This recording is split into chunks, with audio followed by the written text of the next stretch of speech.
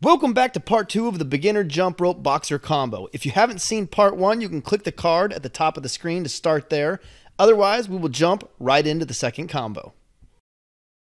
Now I got a more advanced combo for you. It's changing up, still using that 8 count, but it looks like this.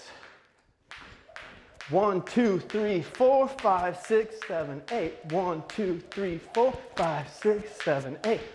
2, 3, 4, 5, 6, 8. 1, 2, 3, 4, 5, 6, 7, 8. So one noticed I missed a count there, but I just jumped back in on the 5. I missed the 5 originally, but once I got the cross, then I just started with the 5, 6, 7, 8. So if you miss up, it doesn't mean you need to stop. So let me show you that again. 1, 2, 3, 4. Oh, I missed my cross. Let's wait.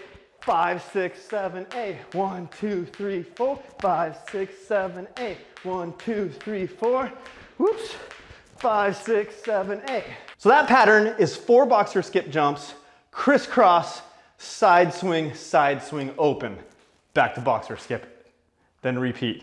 One thing to note here is you can use a full crisscross as shown here, or you can use what I would also use is a half cross, which is I'll cross and then I unfold with the top hand right into the side swing. So you cross, unfold directly into the side swing, and then you're gonna just cross back over to the side swing on the other side and continue in the pattern.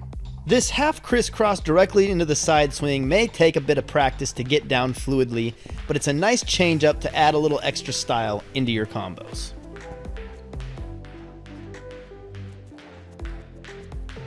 I hope you enjoyed this video, and I'll see you in the next one.